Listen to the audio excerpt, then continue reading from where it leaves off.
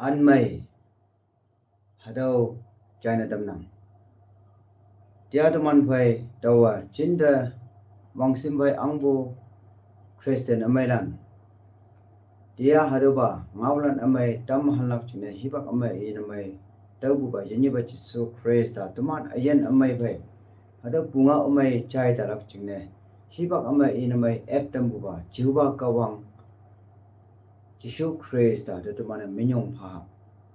dia dau tuman phai tam hal hubu bunga amai jisu Christ ta bunga amai atia tuman phai tam hanu bua ta lo ta lam sibu lo lam yang haga tuman Christian kadaran haga itam lak chingne diam bado tubi ka do ki ne wala ona to kai Christian mairan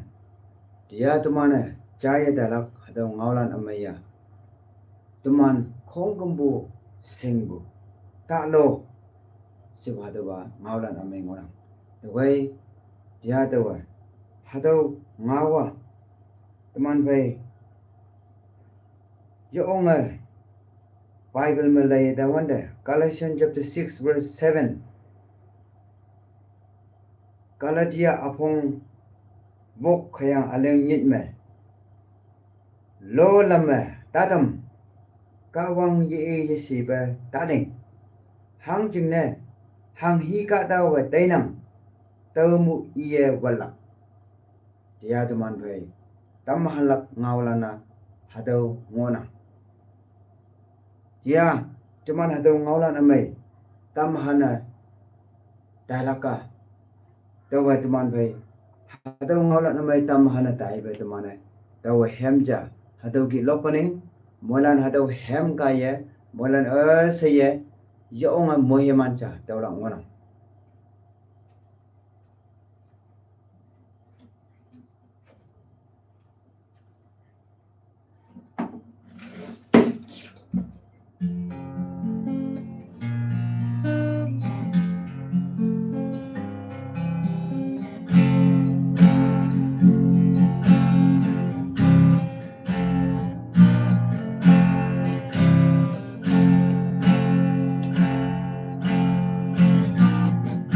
hadau hema sipsi hem jangona permane saya hadau hem chayang moi man dawa o qua ga wang nang ma tau yan fa alu ma bu dau wa man nang nu lan saya janam đâu về giúp nang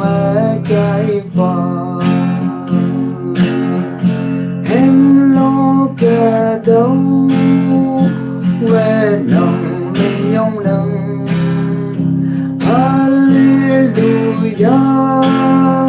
vang tặng kinh sẽ nu ang yang đang bên gì cao đề đang mình giống đang trong để với đang upa ga wang ate sipsi fa mong trắng nang te pha nang thi yan nang te phan pha la pe pa nang ma câu ya yo hem lo ke tu we nang me yong nang hallelujah wang tang jin na se nu ang yang đang bên gì cao đề đang mình trong ma đang trong để bay nằm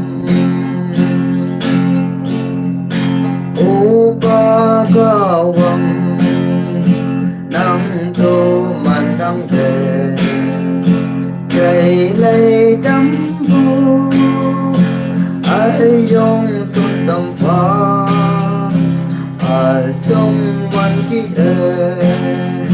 to man with my far to man adu ma tâm pha hem no kẻ đâu qua nằm bên trong nằm hallelujah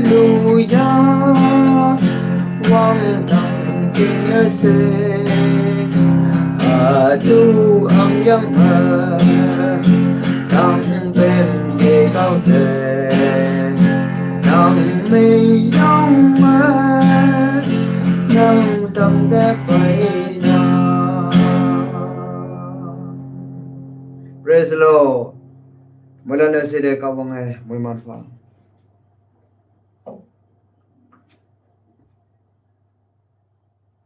Sa dia teman bhai tam halak punga umai ya teman bhai tumana hemma yonga upa ka awang nang tau yanfa nang hayang tau yamai puma yonga kunyo malaya yuwang yingo yogi sang bulam nyuma nanga kunyo banameng hayang ka ta de yonga yamai pu balam puma yam lam yuma ka ta de sát chăng ka ta da mat chăng ha ga nyau lei bun meng ya poi uba ka wang nang tau yan fa hadau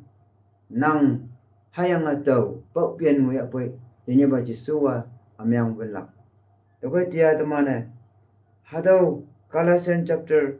6 verse 7 me kala dia abong bok khyang aleng nyet me bu ki lo lam ma ta tam kawang yi she bata leng hang jing ne hang hi ka ta wa tainam tau mu iya watlak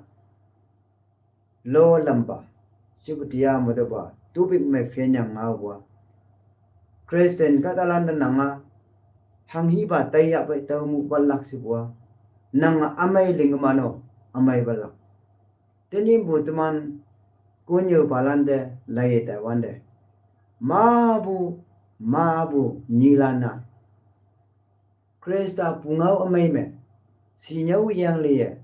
ya onga takka ya hama sangyang ngo palande nang yu patambu niu yeche hayang nang maidam ba niu yeche nang ya ha direction phabu pa niu yeche hayang bui nang yu o ngai prayer center prayer home healing center tai buka ta do hadau ri ong ye si hayang ta tai che nang ha ka nyau hayang ta ni ngai ni a hadau ki e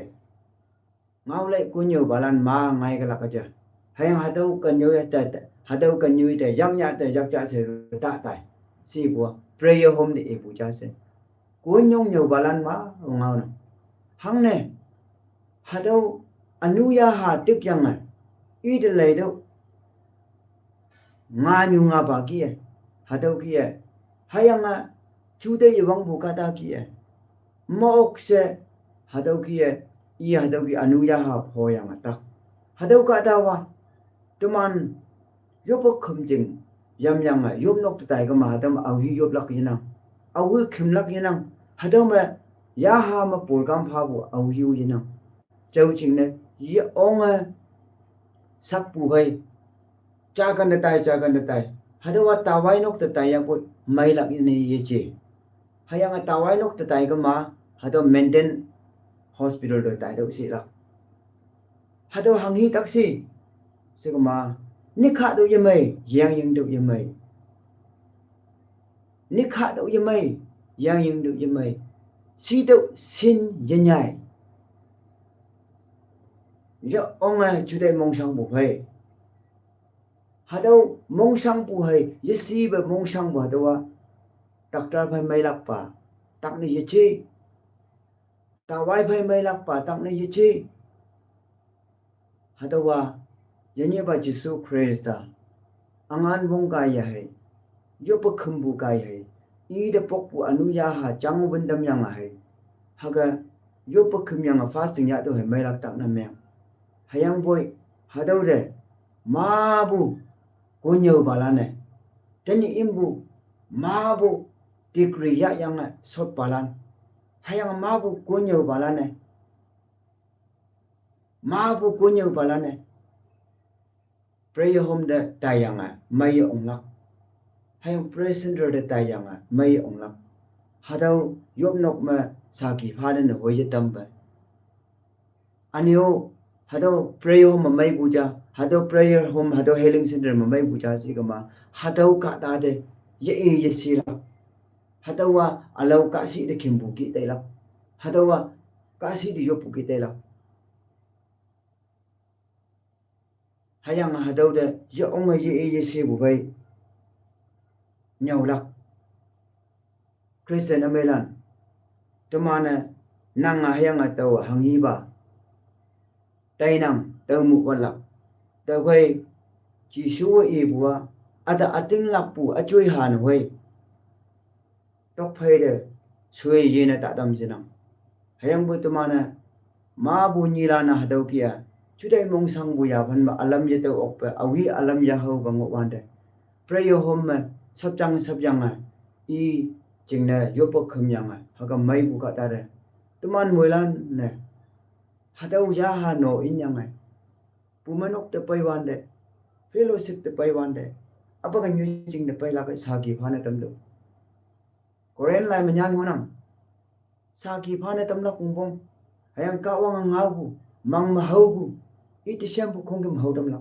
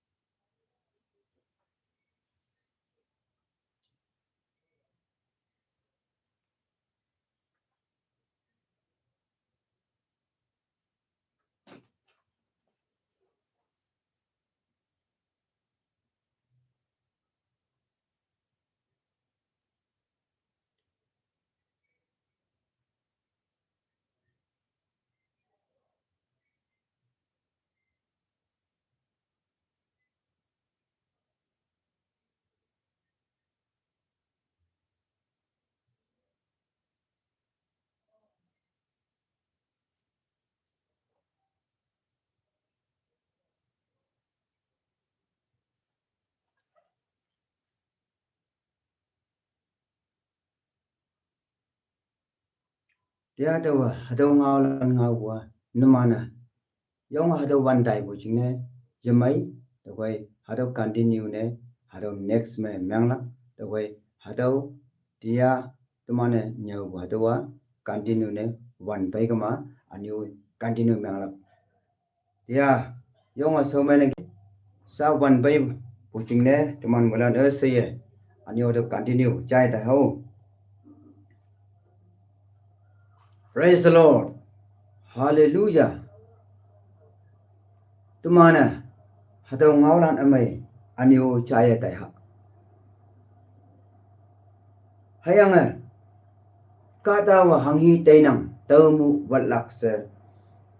Hadau kala dia abong bok khayang aleng nyit mi ibu kia. Nang hai tawa hadau kia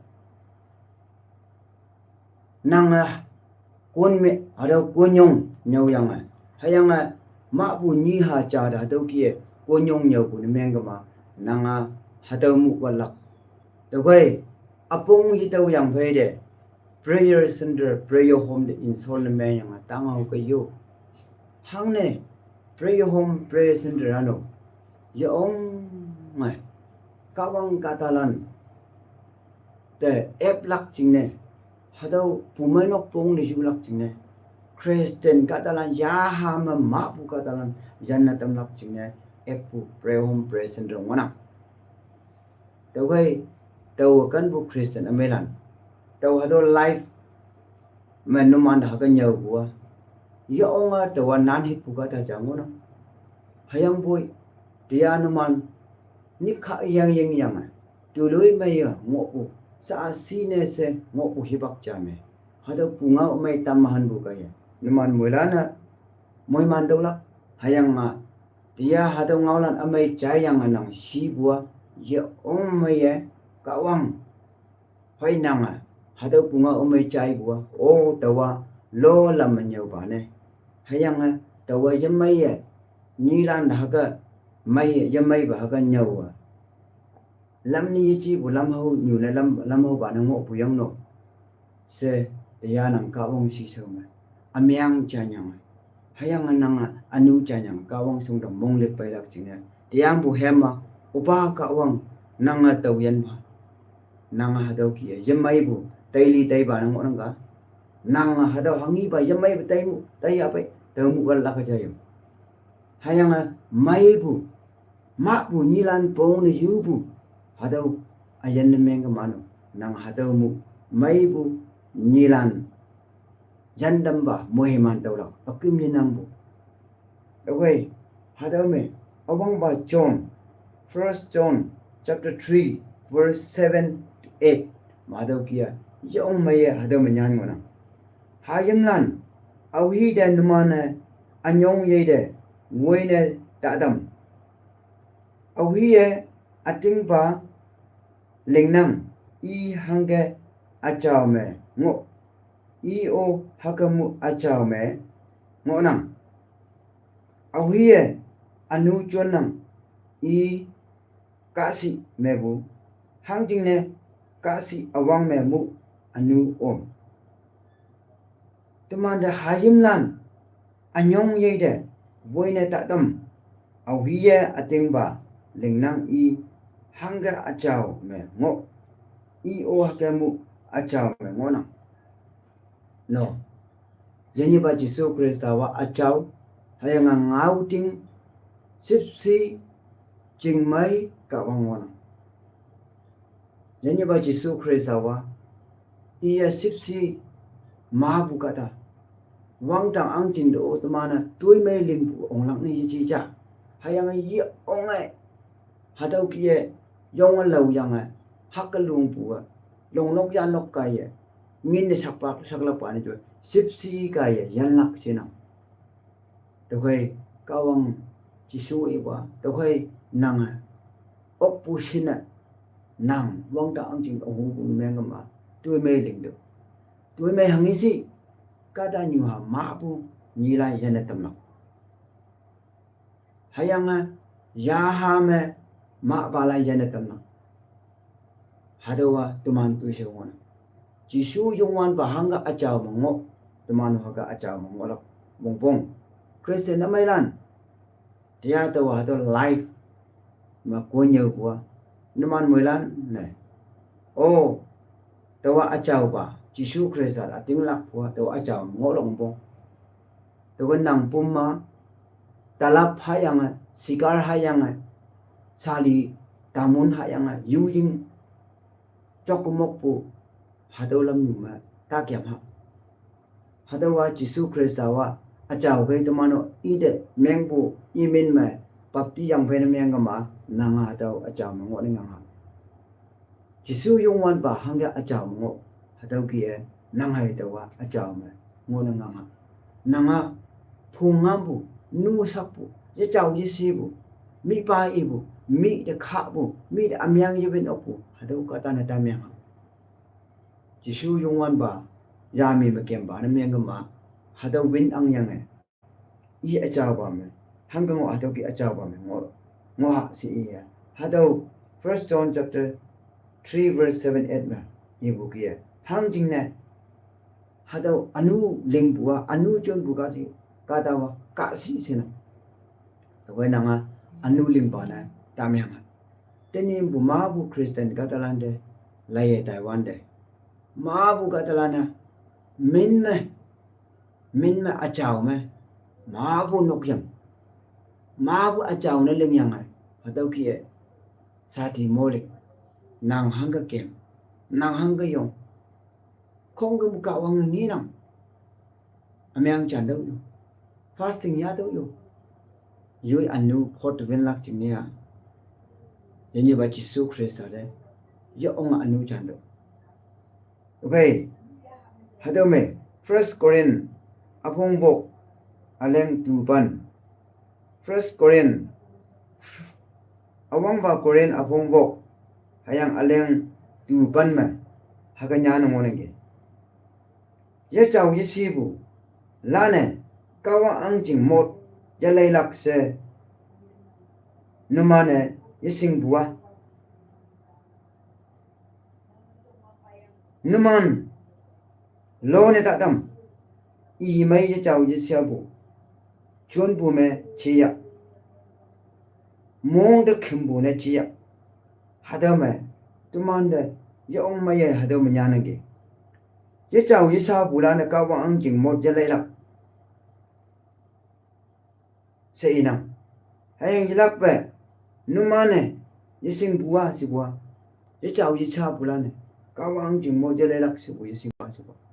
tuman ma bu ka wang dang hau le ina holy of holy marriage ya bai shila hayang ba ma bu Christian ga dalana yoi ngo hu bu ki ngo yoi kem hu bu ki kem yoi phonga mu bu ki phonga hayang yoi ya hangda ngo hu kai ka dong nu ma hadau ki ya oda ma we ka wang yi shi ngo yang ma bu holy marriage jana ma bu holy marriage jana Togai tawa kan bu Christian na mailan taw naman de nyaw huwa nga hu tay kwa hataw yiche kawang da anu chan daw yo kawang da amyang chan daw yo kawang da anu chan daw amyang chan daw hang jing ne yo ye chaw ye shi bu ye wang yi ngo yo ki sang bu ngo yang kawang song ma na nga hataw achaw ba ne ling yang kawang da hang na lo bu kawang da hang na lo lam bu Jadi ba Yesus Kristus wa nang jang khung ku sing bu de Daga hada me phongam bu chi ya wanglam ye che bu chon bu ne chi ya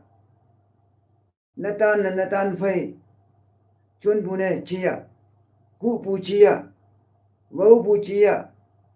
yu chok bu ne chi ya phoi wim bu chi ya no hada me ku bu hayang yu chok bu hayang phoi wim bu senege to mana ma bu nang hu nang halande nang phai bu ka talande yong phoi nang je nang nau de nang no phung ka talande nang pu mo no ka talande yong phoi nang ta phoi yo hado Jisu min ma se pap ti yang phai nang chu nang ye me hado angan wong Jisu Kristus sipsi phado akwai nang hado phoi wim mata hayang nang chokmo pu mata ngo yo Jisu Kristus I ga ya sak yang phai ayan na ja yo akwai nang ku lai yang je ba yo wai bu chokmo pu lam yo ma hado ki ta kyam gai sa do first Korean abong wok aleng tu ban me inangi Dagoi taw kan bu Christian mailan tiya taw hadaw numande ko nyak ngaw matanga bunga umay tamahan buwa taw nakamis mendang katalan ma bude taw prayer home prayer center ba kan bi ase de bunga umay sayang kemnang hayang buy taw ko nyak ngaw me kanong mong lai ya kawang de kan balan Jadi hadaw Harvest Prayer Home Ministry hadaw under mataw founder with director jangona hadaw numanda taw kan bu Christian katalan numana mangjong de cemetery de sunday hu yite anu ngo yang ye jaw ye sibu Jisu Kristus sipsi apong yitaw banuman mangjong de suna cemetery de sunday hu yite bu jingne tawa hadaw ngawlan ya penang hangna taw kan bu Christian melan konyak ngau chai balan konyak katalan numan morana chai ge yo tawa ayaha molowan jing da tayang taw pum yonga ha pu taw ngi hayang hadaw molowan jing ma sang bu ngi yang hadaw molowan jing ma hadaw ki yamalak jing ne yani ba jisu krista wa taw ni se yan tam yang ada hemja phayang ge taw anu mango hapoi i yan molo wan ma pu taw i ye yan tam tawa i jingai molo wan ma pu taw i ye yan tam hadaw hem lok yang tawa molo wan jing mano hadaw ma kada ha bu yong yong pe bu hayang hadaw ma waw bu hadaw mang wan buwa kada amyang matui bu nu sak bu tui ling bu hadaw ngaulan sa chai bu hadaw nyu jing ngo na ngai hayang yong ngo ne jamai nam bu pe bu hadaw ka nyu ne ngo na ngai hayang hadaw me yong yani ba jisu krista we tawe yani ba jisu krista sipsi yani ba jisu krista ya yang hadaw ngaulan amai tawa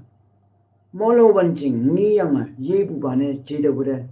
molo wan ha ka sang bu ngo na ngai ya ha ma taw ya tai yang ya ong sang bu ka nyu de wang he kat puwa sa wan dam lak jing ne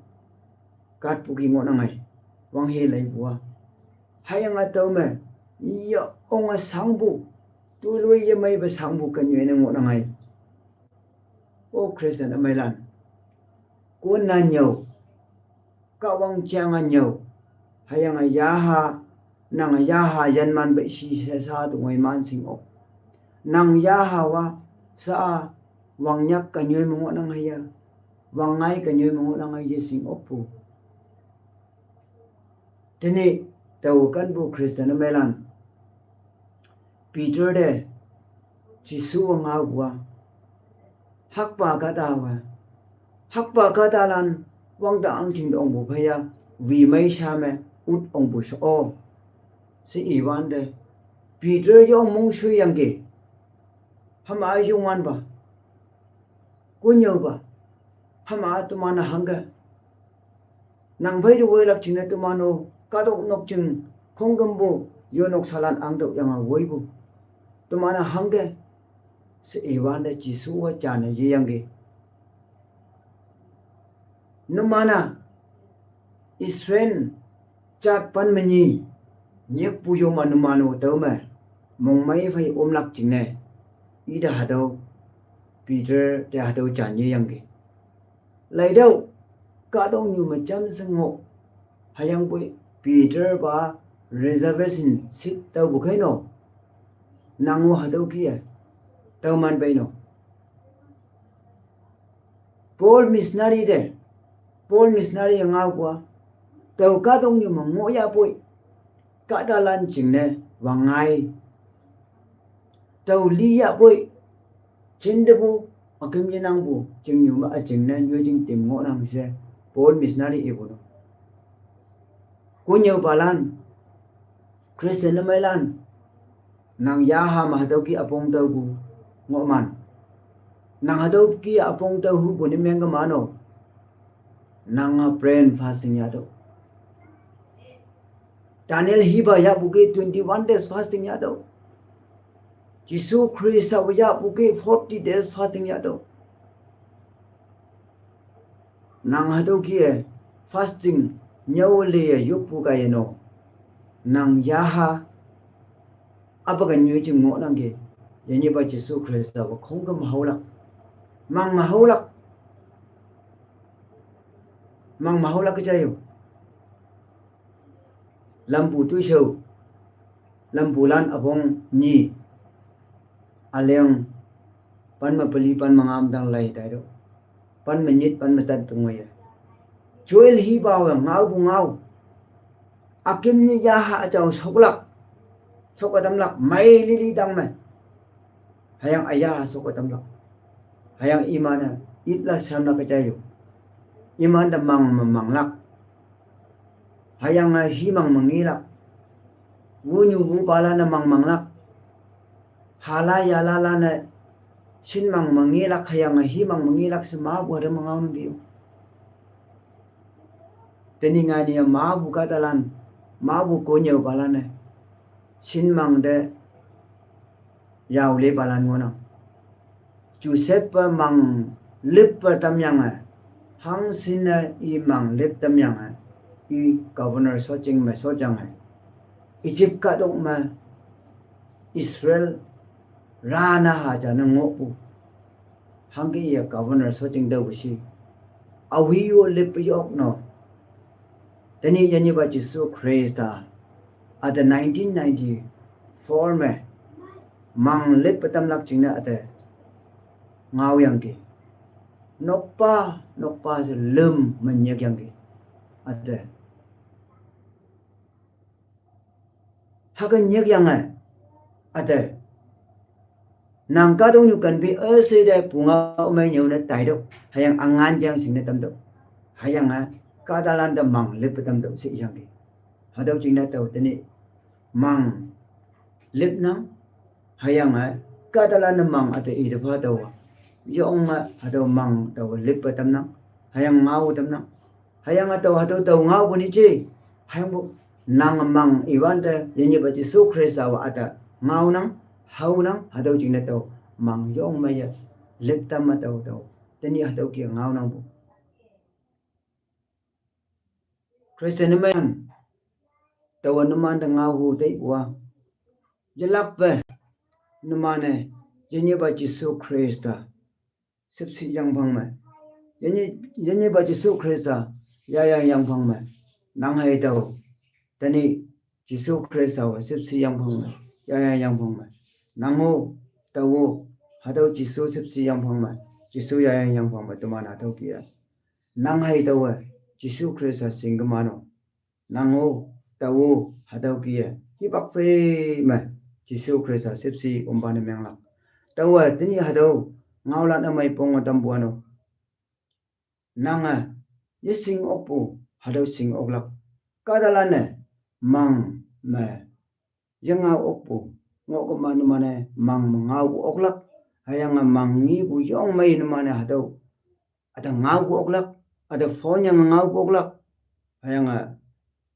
hangiba ada Daniel nibuka nizar sinmang lepu ki